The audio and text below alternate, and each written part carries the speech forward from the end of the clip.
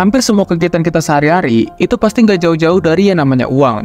Mulai dari gimana cara kita ngatur anggaran bulanan, nentuin pengeluaran yang jadi prioritas, sampai nentuin langkah yang tepat antara menabung ataupun investasi buat masa depan. Nah, tapi walaupun aspek kayak gini penting banget buat kehidupan sehari-hari, ternyata faktanya masih banyak banget ditemuin orang yang ngerasa bingung atau bahkan nggak tahu sama sekali gimana caranya mereka tuh ngelola uang yang mereka punya. Dan hal ini tuh bisa lo lihat ya dari Survei Nasional Literasi dan Inklusi Keuangan yang diselenggarain sama OJK pada tahun 2022, di mana mereka tuh nunjukin kalau indeks literasi keuangan masyarakat Indonesia ini masih tergolong cukup rendah, yaitu sebesar 49,68%. Yang itu artinya, hampir setengah dari populasi masyarakat kita itu belum cukup paham tentang gimana caranya mengelola keuangan dengan baik. Dan salah satu faktor yang jadi pengaruh besar pada hal ini, itu adalah kurangnya pendidikan tentang keuangan, entah itu dari orang tua, ataupun edukasi keuangan di pendidikan formal. Karena kalau ngeliat sistem pendidikan selama ini, pendidikan yang selalu diajarkan ke kita itu selalu ilmu teoritis ataupun akademis, kayak ilmu matematika, ilmu pengetahuan alam, sastra, dan segala macam lainnya. Sebenarnya gue nggak bilang ya kalau pelajaran itu nggak penting semua, tapi salah satu hal yang sering banget terlewat di sistem pendidikan kita, itu adalah nggak ngajarin gimana caranya ngelola uang dengan bijak. Padahal kalau dilihat secara jangka panjang, skill ngelola uang ini tuh bukan cuma relevan buat para pengusaha ataupun profesional doang, tapi juga buat semua orang yang udah kenal dan gunain uang buat aktivitas sehari-hari. Atau dengan kata lain, edukasi keuangan itu harusnya dipelajarin sama semua orang. Dan yang fatalnya, ketika banyak orang itu nggak dapat ilmu keuangan mendasar kayak gini di sekolah, mereka tuh baru sadar ketika mereka udah terjun ke dunia kerja, ataupun ketika mereka dihadapi dengan masalah keuangan. Contohnya gini, gue tuh sering banget ya, nemuin orang yang baru dapat gaji bulanan, tapi mereka tuh langsung ngajin cicilan ini itu segala macam tanpa perhitungan. Ya, memang sih mungkin banyak yang tergiur gitu, ngeliat dengan cicilan yang jatuh temponya itu lama banget, terus nominalnya ya kecil gitu. Padahal kalau dihitung-hitung, harga barang yang mereka beli dengan cicilan yang lama itu, totalnya itu bisa sampai 2 kali lipat dibandingkan mereka tuh beli cash secara langsung. Belum lagi kalau misalnya mereka tuh terlambat nyicil gitu ya, mereka tuh harus bayar denda, dan ujung-ujungnya harus cari dana lain dengan ngutang lagi. Yang mana hal kayak gini tuh gak sehat banget itu buat stabilitas finansial mereka. Dan tentunya kan ini jadi pertanyaan ya, kenapa sih pendidikan kita tuh gak ngajarin tentang keuangan, padahal kan dampaknya besar banget itu buat jangka panjang ke depannya. Nah, makanya di video kali ini gue pengen bahas kenapa sekolah itu gak ngajarin tentang keuangan. So, disimak sampai habis.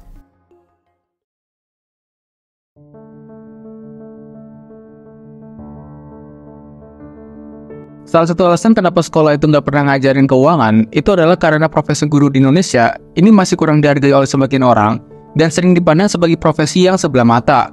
Karena fakta yang terjadi, gaji yang diterima guru terutama status yang honorer, itu nominalnya sekitar 1,5 juta sampai 2 juta rupiah di wilayah kota besar. Bahkan sering banget ditemuin kalau gaji guru honorer itu bisa di bawah 1 juta rupiah, yang mana kalau dibandingin dengan biaya hidup sekarang, pastinya sulit banget itu buat memenuhi kebutuhan mereka. Dan hubungannya dengan ilmu finansial itu kan masuknya ilmu praktis ya, dimana kita tuh nggak bisa belajar tentang uang dari orang yang bisa dibilang nggak punya uang gitu. Gitu sih kalau ilmu akademis lain bisa aja diajarin secara tekstual dari buku, tapi kalau ilmu finansial, ini tuh harus diajarin sama orang-orang yang memang kompeten secara finansial, karena hasil mereka tuh udah terbukti nyata, dan bukan cuma sekedar teori ataupun cara lama yang mungkin udah nggak relevan dengan zaman sekarang. Misalnya nih, kalau ilmu dulu kan kita diajarin untuk nabung ya kan. Tapi kalau ilmu tersebut masih diajarin di zaman sekarang, gue rasa itu udah gak relevan. Karena lo bisa lihat sendiri, bahwa harga barang itu naiknya udah gila-gilaan. Jadi ya susah gitu buat lo cuma sekedar nabung. Makanya kan kita butuh yang namanya investasi. Nah masalahnya, pendidikan formal kita tuh gak pernah ngajarin tentang investasi. Bahkan gurunya pun banyak gitu yang gak ngerti tentang investasi. Makanya guru itu banyak yang gak ngajarin tentang investasi atau keuangan, ya karena mereka sendiri aja gak paham. Dan selain itu juga, hal ini karena apresiasi terhadap guru ini tergolong minim banget. Gak jarang juga gitu, gue temuin kalau banyak guru itu ternyata dihadapi sama masalah finansial.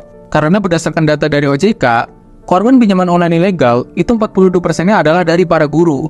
Dan kondisi kayak gini tuh secara nggak langsung nunjukin kalau ternyata dari para tenaga pendidiknya aja, ini tuh masih banyak gitu yang belum paham sama literasi keuangan. Sekarang gimana caranya mereka mau ngajarin tentang keuangan kalau mereka sendiri aja masih banyak yang kesulitan secara finansial. Dan salah satu hal yang jadi penyebab ini semua, itu adalah karena seleksi dari profesi guru di negara kita itu cenderung gak terlalu sulit. Alhasil, siapapun itu bisa jadi guru sekalipun belum tentu punya kompetensi ataupun dedikasi yang penuh di bidang pendidikan. Hal ini tuh dibuktiin juga gitu dari uji kompetensi guru atau UKT di tahun 2015, yang mana hasil nilainya itu rata-rata cuma 44,5, yang mana ini jauh di bawah nilai standar yang harusnya itu sebesar 75. Menurut gua angka kayak gini udah jadi hal yang miris banget ya, karena kalau kita berkaca dengan negara kayak Finlandia, tenaga pendidik di sana itu benar-benar dihormatin, dan mereka itu minimal harus mengambil gelar pendidikan master, sekalipun untuk mengajar anak sekolah dasar.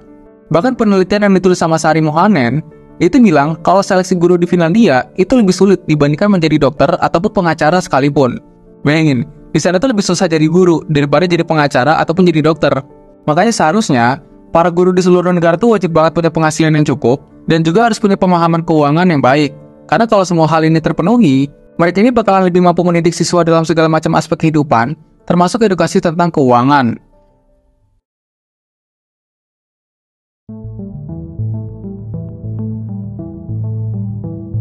Salah satu alasan lain kenapa pendidikan keuangan nggak pernah diajarin di sekolah, penyebabnya itu adalah sejarah dari sistem pendidikan itu sendiri. Karena kalau kita balik lagi ngelihat di awal abad ke-20, sistem pendidikan modern yang kita rasain sampai saat ini, ternyata itu dipengaruhi, bahkan diubah oleh seseorang yang bernama John D. Rockefeller. John D. Rockefeller ini pada waktu itu adalah salah satu orang paling kaya di dunia, karena dia punya bisnis minyak yang besar banget, yaitu perusahaan yang bernama Standard Oil. Yang mana kalau dilihat sampai sekarang, pecahan bisnis dari Standard Oil itu ada banyak banget, bahkan sampai lebih dari 30 pecahan perusahaan. Tapi coba lu simak lagi deh, kata kunci dari nama perusahaan itu kan standar ya, yang artinya itu suka menstandarisasi semuanya. Entah itu produk minyaknya, cara kerja bisnisnya, bahkan sampai pola pikir pekerja di perusahaan tersebut, itu dia mau semuanya harus dibikin dengan standar dia gitu. Nah makanya, karena dia punya kekuatan finansial yang besar banget, ide-ide standarisasi kayak gini tuh jadinya dia bawa masuk ke dalam sistem pendidikan, yaitu sebuah sistem yang bernama Factory Model Education. Dan dia bikin ini tuh lewat yayasan dia yang bernama Rockefeller Foundation. Dan fakta yang belum banyak orang tahu, dia ini rela ngeluarin uang yang banyak banget untuk nyusun kurikulum dan ngebentuk sistem pendidikan di berbagai negara supaya generasi selanjutnya itu jadi pekerja yang patuh sama aturan yang berlaku dan nggak bisa ngebantah ataupun berpikir secara kritis.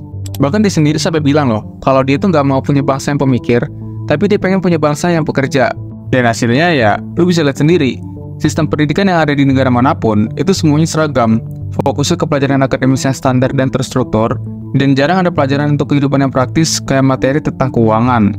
Karena ya, jelas banget itu bakal mengancam bisnis-bisnis yang selama ini masih bergantung sama generasi pekerja, yang itu dilatih untuk bekerja sesuai dengan sistem, tapi nggak mempertanyakan aturan yang udah ada. Dan di Indonesia pun, lu juga bisa lihat dampaknya, di mana kurikulum sekolah itu cenderung fokus ke hafalan dan mata pelajaran yang akademis. Makanya mungkin ada banyak banget anak sekolah yang pintar secara akademis, tapi ketika mereka lulus, kadang mereka tuh belum punya bekal buat ngatur keuangan, yang sebenarnya itu dibutuhin banget buat di kehidupan sehari-hari. Sementara kalau melihat banyak orang sukses yang bisa mencapai financial freedom, justru mereka tuh kebanyakan belajar di luar sistem pendidikan formal, kayak mereka belajar keuangan, bisnis, dan cara berpikir kritis itu dari pengalaman langsung ataupun bimbingan dari mentor, bukan dari bangku sekolah. Tapi bukan berarti sekolah itu nggak penting ya. Maksudnya tuh ilmu yang mendorong kekayaan finansial itu cenderung dari ilmu yang non-formal.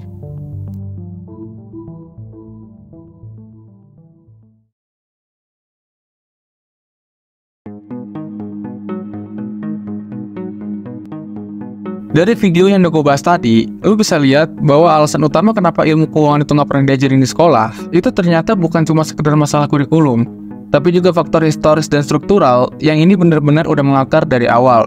Sistem pendidikan yang kita jalani sekarang ini tuh selalu mengarahkan ke aspek akademis, yaitu menghafal. Dan sistem pendidikan saat ini tuh gak ngasih pengetahuan kita buat keterampilan hidup praktis kayak mengatur keuangan. Padahal kalau dipikir-pikir, skill ini tuh benar-benar dibutuhin banget supaya kita bisa survive ke depannya. Makanya menurut gua, walaupun sekolah itu nggak ngajarin ilmu keuangan, seenggaknya lu pelajarin itu semua dari gadget yang lu punya.